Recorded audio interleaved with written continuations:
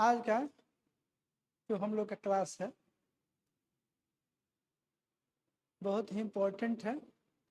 Again physics के दृष्टिकोण से ही हम आपसे बात करेंगे। जो भी बात करेंगे फिजिक्स में यूज होने वाला है इसके दृष्टिकोण से बात करेंगे। और इसका नाम है इंटीग्रल का, किसी फलन के इंटीग्रल का ज्योमेट्रिकल मीनिंग। ठीक है, geometrical meaning of integral of a function का ज्यामितीय अर्थ, geometrical meaning of integral of a function. ठीक है, फिर हम लोग देखेंगे अपना हम लोग का चिर परिचित तरीका है, उसे हम लोग काम करेंगे।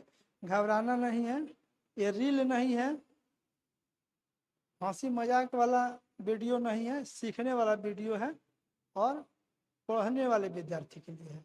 इसलिए पढ़ने वाले विद्यार्थी देखें इसको एंड धैर्य से देखें।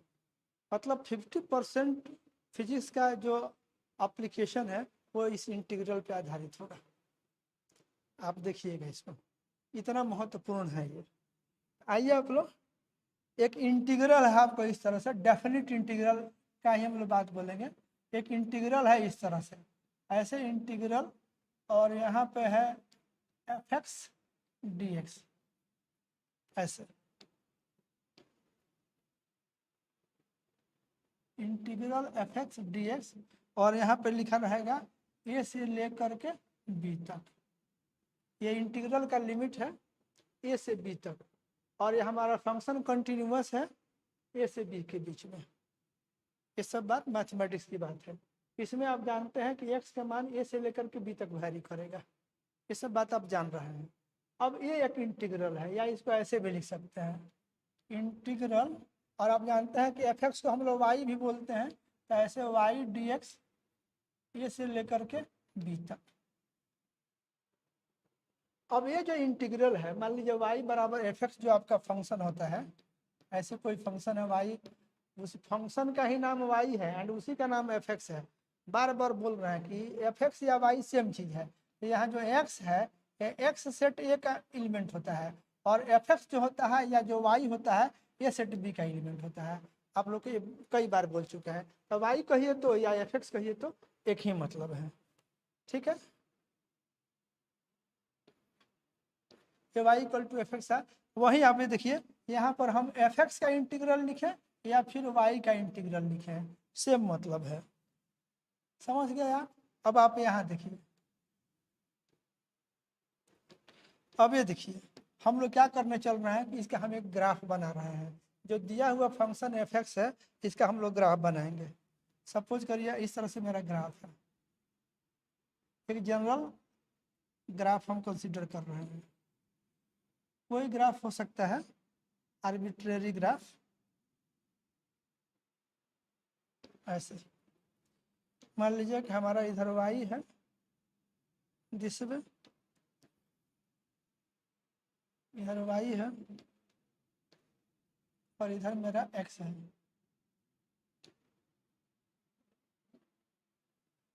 किसी फलन के इंटीग्रल का ज्यामितीय अर्थ यही है, इधर x है इधर y है। अब ये जो फंक्शन दिया गया है, तो इस साइड में हम y को प्लॉट किए हैं। y का मतलब ही होता है, आप y बोलिए तो या एफ एक्स बोलिए तो, इधर आपका एफ एक्स है और इधर आपका जो है x एक्सिस है। मान लीजिए आप कोई ग्राफ बना दिए, किसी तरह का फंक्शन है, ये सपोज करिए आपका इस तरह का कोई फंक्शन है, एक हम आर्बिट्रेरी मान लीजिए अगर फंक्शन है, कोई दिया हुआ फंक्शन है तो इसका ग्राफ तो कुछ होगा। ठीक है, तो ये आपका एक ग्राफ है। ये ग्राफ ऐसे है, मैंने एक्स के एक मान का संगत देखिएगा तो वाई का एक ही मान है इसमें, इसलिए फंक्शन का ग्राफ है। तो हमारा ये जो ग्राफ जो दिखा, ये y equal to f x, ये हमारे फलन का ग्राफ हो गया। जो दिया हुआ फंक्शन है इसका मेरा ग्राफ हो गया।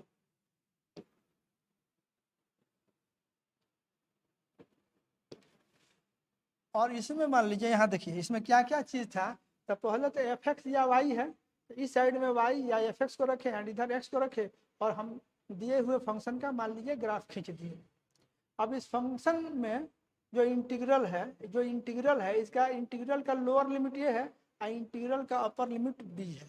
तो यहाँ पे हम लिख रहे हैं, मान लीजिए ये बिंदु है, यहाँ पे हमारा x इक्वल टू ए है, ये जो है यहाँ पर मेरा x इक्वल टू बी है, यहाँ x इक्वल टू ए और यहाँ x इक्वल टू बी है, और इधर y equal to f x मेरा फलन का ग्राफ है।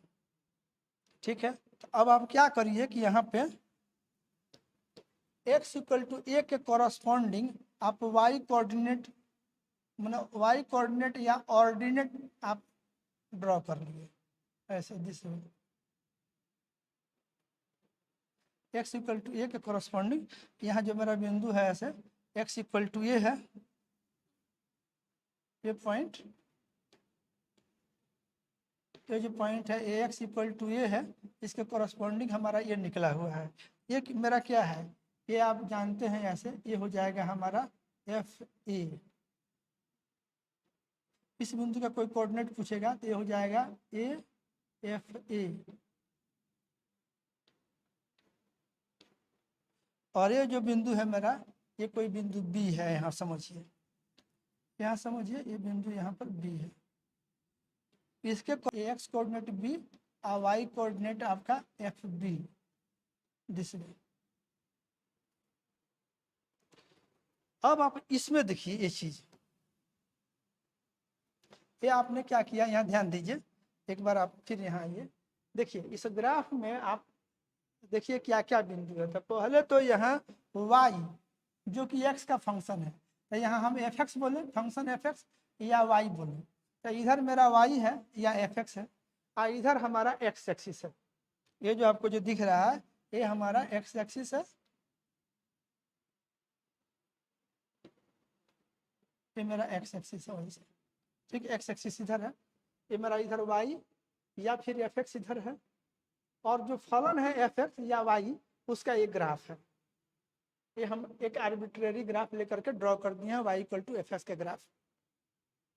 और इस फलन में जो लोअर लिमिट है मेरा वो x का वैल्यू ए है, तो यहाँ x बराबर ए के कोरस्पॉन्डिंग मेरा y नियामक है, और यहाँ x बराबर b है, अपर लिमिट इसका b है, x इक्वल टू बी के कोरस्पॉन्डिंग ये जो है मेरा ऑर्डिनेट है या y नियामक है जो कि एफ बी होगा, और इस बिंदु का कोऑर्डिनेट बी एफ बी, इसका ए एफ है। अब ये चारों तरफ से घिरा हुआ देखिए, ये जो आपको एक एरिया आपको दिखा रहा है, इस एरिया को देखिए गिन बना रहा है, जो y equal to f x जो फंक्शन है उसका इतना portion, y equal to f x का जो ग्राफ है उस ग्राफ का इतना पोर्शन, इधर जो x एक्सिस है एक ओर से x एक्सिस, और यहाँ x बराबर ये जो लोअर लिमिट है यहाँ पर का ये y कोऑर्डिनेट या ordinate, x equal to b पर जो y कोऑर्डिनेट या ऑर्डिनेट है एफ बी, सो इतना। तो ये एरिया जो आपको दिख रहा है ये एरिया चार तरफ से घिरा हुआ है। एक तरफ से जो यहाँ फलन है उसका ग्राफ है, दूसरे तरफ से यहाँ देखिए इसमें देखिए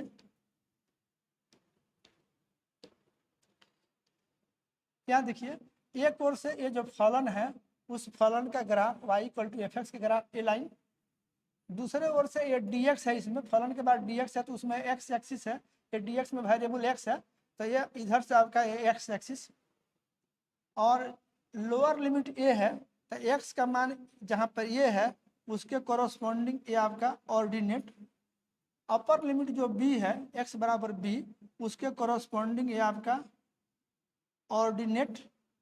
ये चार तरफ से घिरा हुआ जो है एरिया जो शेडेड है वो आपको दिख रहा है।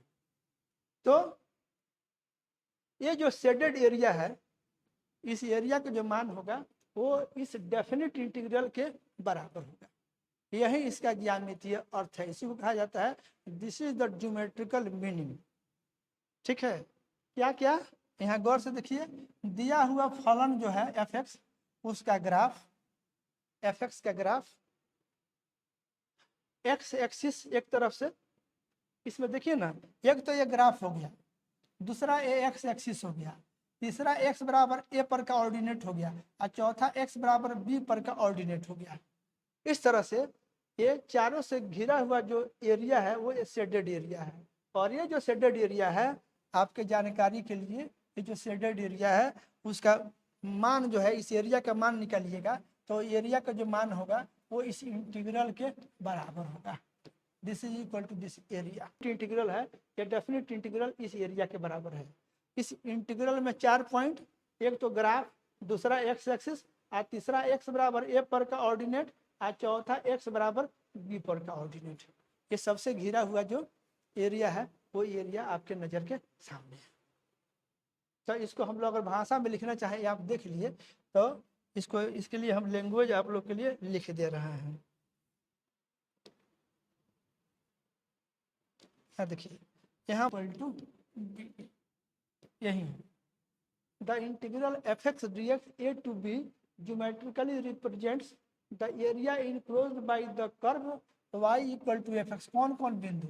y equal to f x मतलब दिए हुए फलन का ग्राफ, dx है वेरिएबल उसमें x है, तो वो x एक्सिस जिधर x होगा, एंड द ऑर्डिनेट्स मतलब y coordinates at x equal to a and x equal to b। ये 4 इसमें है पॉइंट्स, ठीक है। तुरंत इसमें कुछ आपका सोचना नहीं है विशेष। इधर आपका x एक्सिस, इधर आपका y एक्सिस, ये दिए हुए फलन का ग्राफ किसी भी तरह का हो सकता है। यहाँ पर समझिए ये x equal to a, lower limit जो है x इक्वल टू ए, उसके कॉरस्पॉन्डिंग y कोऑर्डिनेट। आइए मान लीजिए यहाँ ये जो x इक्वल टू बी जो अपर लिमिट है इंटीग्रल का, उसके कॉरस्पॉन्डिंग ये y कोऑर्डिनेट और ये ग्राफ, एंड इधर से x एक्सिस। सब x एक्सिस ड्रॉ किया हुआ है, ग्राफ ड्रॉ किया है, x इक्वल टू ए पर का ऑर्डिनेट खड़ा किया गया है, x इक्वल टू बी पर का ऑर्डिनेट खड़ा किया गया है। आप जान रहे हैं कि एफ बी होगा, ए आपका एफ ए होगा, ये एरिया जो है, और यही आपका जो है एरिया है ये, और ये एरिया आपके दिए हुए इंटीग्रल के बराबर होगा। उसको रिपीट भी कर दिए यहाँ इस फिगर में कि ऐसे integral f x d x a to b definite integral है। आपकी जानकारी के लिए डेफिनिट इंटीग्रल एक नंबर है, ये फलन नहीं होता है, इसको जो फाइनली एक नंबर में कन्वर्ट हो जाएगा। तो ये आपका जो इंटीग्रल है, ये इंटीग्रल एक एरिया के बराबर है। कौन एरिया? ए एरिया। मेरा ख्याल आप लोग को ये रिजल्ट याद रहेगा और इसमें आप लोग को मजा आया। Just to memorise the result, the integral a to b f x d x geometrically represents the area enclosed by the curve y equal to fx, x axis, and the ordinates at x equal to a and x equal to b। I hope आप लोग बात को समझ गए।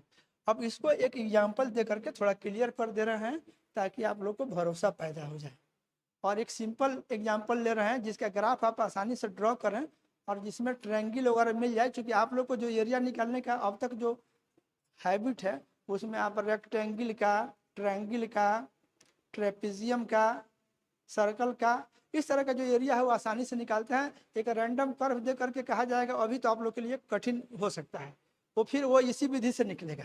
ये वही area जिसका हम लोग अभी चर्चा कर रहे हैं। तो यहाँ आप आ जाइए, हम आपको एक दे रहे हैं फंक्शन, एक प्रॉब्लम के तौर पे है, इसको देख लीजिए, आपको तुरंत समझ में आ जाएगा। एक हम प्रॉब्लम आपको दिया ऐसे, मान लीजिए कि y इक्वल टू ये 2x प्लस 5, ये हमारा फंक्शन है। ये y equal to f x ऐसे लिख लीजिए, एफ एक्स इक्वल टू इतना, ये हमारा फंक्शन है। और इसी को हम इंटीग्रेट कर रहे हैं, एक हम इंटीग्रल यहाँ पर बना रहे हैं ऐसे। ये देखिए यहाँ पर लिख रहे हैं इंटीग्रल, और वो फंक्शन जो मेरा है वो फंक्शन के जगह पे मेरा है ये 2x प्लस 5, इधर ये है dx, और मान लीजिए हम बात कर रहे हैं 1 से लेकर के और 3 तक। ये इंटीग्रल, ये इंटीग्रल का मान हम निकालेंगे। मेरा फंक्शन के जगह पे इतना है, यहाँ इसका इस फंक्शन का हम इंटीग्रल निकालेंगे 1 से लेकर के 3 तक। अब उसके बाद इस फंक्शन का हम ग्राफ बनाएंगे, और ग्राफ में हम एरिया निकालेंगे।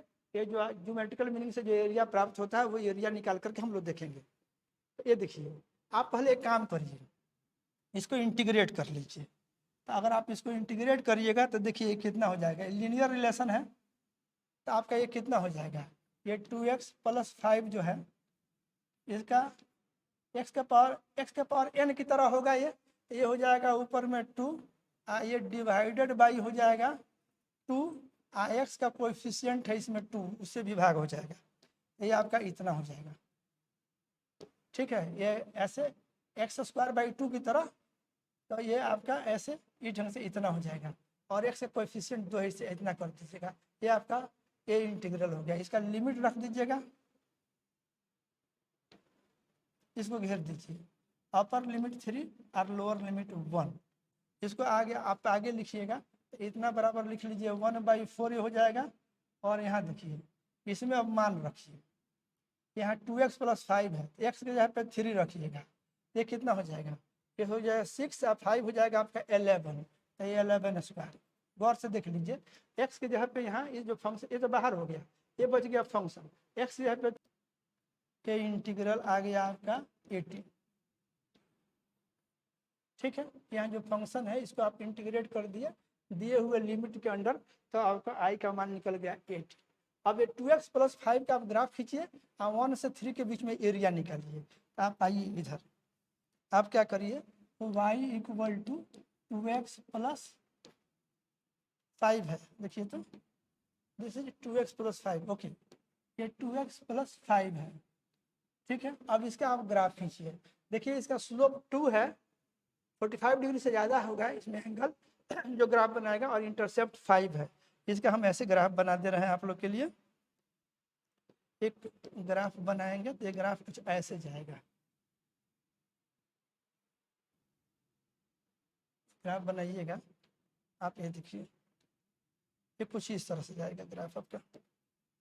स्लोप आपका 2 है, अगर 1 रहता तो एंगल 45 होता, ये 2 है तो ये आपका ये एंगल जो होगा 45 से ज़्यादा कुछ बनेगा, 60 डिग्री से भी ज़्यादा बनेगा, क्योंकि अगर ये 60 होगा तो tan 60 डिग्री स्लोप का मान √3 ही आएगा, ये ज़्यादा है √3 से, इसलिए 60 से भी ज़्यादा कोण बनेगा। और ये आपका ग्राफ जो है ये कुछ और ऐसे खड़ा की तरह आएगा जिसमें, अब हम लोग को वैसे इधर हमको ज़्यादा कम इंटरेस्ट है, हमको इधर इंटरेस्ट है। ये जो बिंदु होगा इस बिंदु का कोऑर्डिनेट लीजिएगा, x कोऑर्डिनेट 0, y आपका 5 आ जाएगा, इसका इंटरसेप्ट 5 है। इधर एक बिंदु हम 1 के कॉरस्पॉन्डिंग ड्रॉ करेंगे, क्योंकि हमको इंटरेस्ट है 1 पे, तो 1 के कॉरस्पॉन्डिंग आप ऐसे मान लीजिए, देखिए मान लीजिए हमारा ये 1 है, ये हमारा 1 है, 1 के कॉरस्पॉन्डिंग इसमें 1 रखिएगा, तो ये 2 और 5 मिलके 7 हो जाएगा। इस बिंदु का कोऑर्डिनेट हो जाएगा 1 एंड 7, 1 7 इसका कोऑर्डिनेट हो जाएगा। फिर हम आते हैं 3 पे, मान लीजिए इधर हम गए, हम मेरा 3 है,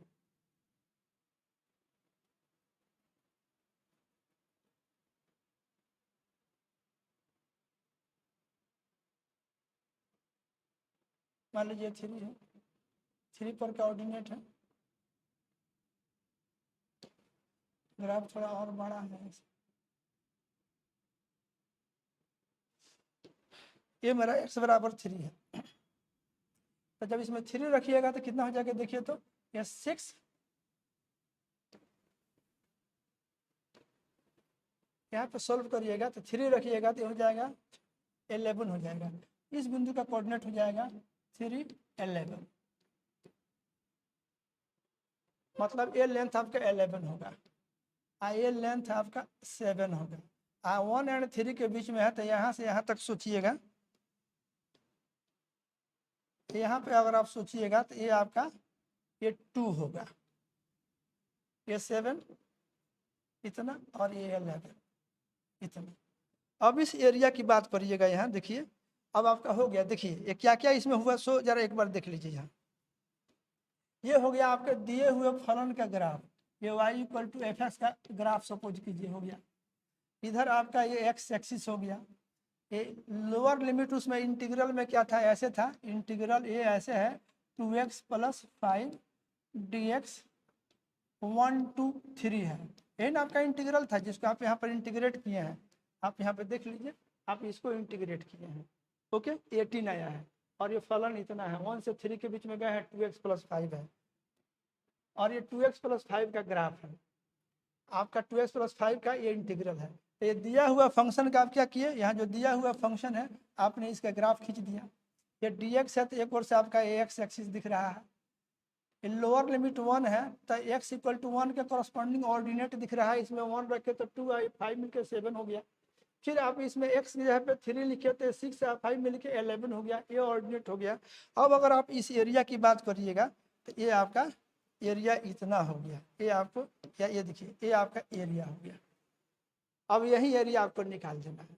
आपके सुविधा के लिए हम यहाँ से एक लाइन खींच दे रहे हैं ऐसे। अब इस एरिया को निकालिए, तो टोटल एरिया निकालिएगा तो ये देखिए नीचे में एक रेक्टेंगल है, एक आयत है और ऊपर में एक ट्रायंगल है। तो आप ये टोटल एरिया निकालिए, तो जब ये एरिया निकालने जाइएगा तो देखिए कितना हो जाएगा। इधर से तो 7 है, 7 गुणा और इधर से आपका ये 2 है, 1 और 3 के बीच में तो 2 इतना। आप प्लस इस ट्रायंगल का निकालिएगा तो 1/2 इंटू इसका बेस लिखिएगा, तो इसका बेस हो गया 2 इंटू इसका हाइट ट्रायंगल का यहाँ से यहाँ तक है, तो अगर 11 है, ये गड़बड़ हम लोग कर दिए ना।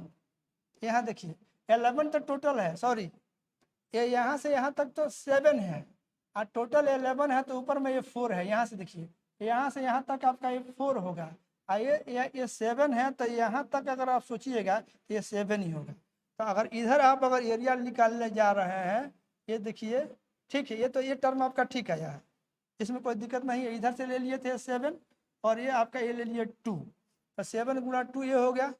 और इसके लिए जब सोचिएगा इस ट्रायंगल के लिए तो ये आपका 1/2 और ये कितना है, ये इसका बेस और इसका हाइट लीजिएगा तो टोटल 11 है, नीचे वाला 7 है, तो ऊपर वाला आपका ये 4 बचेगा, ये इससे कटेगा।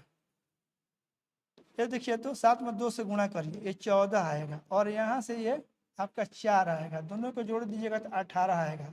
ये एरिया आपका 18।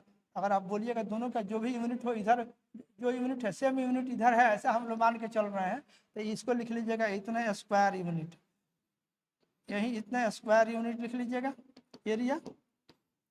और आप इंटीग्रल जो इधर निकाले हुए हैं, ये इंटीग्रल जो है ये आपका 18 आया है। इसमें भी यूनिट चेक करिएगा तो देखिए इतना का यूनिट निकालिएगा। मान लीजिए एक यूनिट ये लेंथ वाला यूनिट है और dx भी लेंथ वाला यूनिट है, अगर लेंथ माने तो लेंथ का स्क्वायर हो जाएगा, ठीक है। तो स्क्वायर यूनिट इधर भी आ जाएगा, ये भी आपका जो भी यूनिट है उस यूनिट का स्क्वायर में ही आएगा ये। तो आप देख लीजिए कितना मजेदार हो गया। आप इसका इंटीग्रल ये जो दिया हुआ जो फलन है इंटीग्रल निकाले तो इतना आया, और दिए हुए फंक्शन का आपने इस तरह से ग्राफ वगैरह खींच करके एरिया निकाला, ये टोटल 4 तरफ से घिरा हुआ एरिया, तो एरिया भी आपका उतना ही आ गया। इसका मतलब ये हुआ कि हम लोग जो थ्योरी बोल रहे हैं एग्जैक्टली उसमें ये फिट कर गया। ये हमारा मजेदार बात है। आगे से मान लीजिए कि हम लोग को जब काम करना होगा, अब मेरे लिए ज़्यादा आसान हो जाएगा।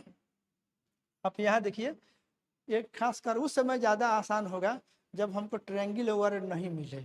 इस तरह का मान लीजिए ये कोई फलन हो y equal to x square, और इस तरह का इसका ग्राफ खींचिएगा। मान लीजिए आप इसका ग्राफ खींचे, ये ग्राफ आपका कुछ इस तरह से, मान लीजिए इस तरह से इसका ग्राफ है, इस तरह का ग्राफ है, ठीक है। अब ये अगर हमको इतना एरिया निकालना है, मान लीजिए यहाँ से लेकर के और यहाँ तक ये एरिया निकालना है, ये मान लीजिए 1 से लेकर के यहाँ 4 तक गए, ये एरिया हमको निकालना है। अगर ये एरिया हमको इतना एरिया निकालना है, ये हमारे दिए हुए फलन y equal to fx equal to x square का ग्राफ है। इधर से मेरा ये x एक्सिस है, x बराबर 1 पर का ये ऑर्डिनेट है और x बराबर 4 पर का ऑर्डिनेट है। लेकिन ध्यान दीजिए इधर से ये स्ट्रेट लाइन नहीं है, इधर से एक कर्व है। अब ये एरिया अगर आप निकालना चाहिएगा तो हमारे पास जो तरीका है त्रिभुज चतुर्भुज में बांट करके बनाने का, ये तो स्ट्रेट लाइन है नहीं, ये तो कर्व हो गया। ये आपका इसके हिसाब से एक कर्व आएगा, वहाँ पर बराबर लिखना है। एक ये एरिया निकालने चलिएगा, तो अब आपको आगे से ये एरिया निकालना होगा। तो आप जान चुके हैं एक इंटीग्रल के बराबर होगा, और वो इंटीग्रल क्या होगा, तो दिया हुआ फंक्शन है एक्स स्क्वायर dx, ये ले लीजिएगा। 1 से 4 के बीच में जा रहा है, तो यहाँ 1 से लेकर के 4 के बीच में ये इंटीग्रेट कर दीजिएगा। तो जो इंटीग्रल का मान आएगा आपका जैसे x³ आप बाई ये 3 हो जाएगा, अपर लिमिट 4 और लोअर लिमिट 1, तो आपका ये 1/3 यहाँ लिखिएगा 4 रखिएगा, 4 चौका 16 चौका ये 64 हो जाएगा। 1 रख के कीजिएगा तो 1 हो जाएगा, तो ये 63 बटा 3 हो जाएगा, ये 21 आ जाएगा। ये एरिया निकालिएगा तो आपका 21 हो जाएगा। अब आपके पास इंटीग्रल ही एक मेथड बचा हुआ है जिसके हिसाब से आप निकालिएगा, कैलकुलेशन चेक कर लीजिएगा, तो यही आपका बचेगा। आई होप आप बात को बुझ गए हैं, नहीं तो त्रिभुज में बांट करके आप नहीं निकाल पाइएगा। ये हो गया इंटीग्रेशन का ज्योमेट्रिकल मीनिंग। अब इसके बाद जो है फिजिक्स में इसका एप्लीकेशन हम कैसे करेंगे वो हम आपको सिखाएंगे। और dy/dx का भी ज्योमेट्रिकल मीनिंग हम लोग देख चुके हैं, उसका फिजिक्स में कैसे एप्लीकेशन करेंगे ये बात हम आपको सिखाएंगे आने वाले 2 वीडियोस में। और तब हमारे ज़रूरत भर का कैलकुलस समाप्त हो जाएगा। ये इस सीरीज का मेरा ख्याल है ये 17वां वीडियो होगा, 17th वीडियो है जिस पर हम लोग काम कर रहे हैं, ठीक है। और इतना में फुल ये बुझिए कि आपका कैलकुलस का बुझिए 70-80% सिलेबस हो गया, जिसको आप समझ रहे हैं आज के डेट में। प्रॉब्लम उसमें भले 10-20 आप ज़्यादा बनाइए, लेकिन थ्योरी इतना ही है जो हम आपको समझाए हैं इस पर, एंड आप आराम से काम कर सकते हैं। और फिजिक्स में हम लोग इसको यूज़ करेंगे। चलिए बहुत बहुत धन्यवाद आप लोगों ने इसको यहाँ तक देखा। ओके।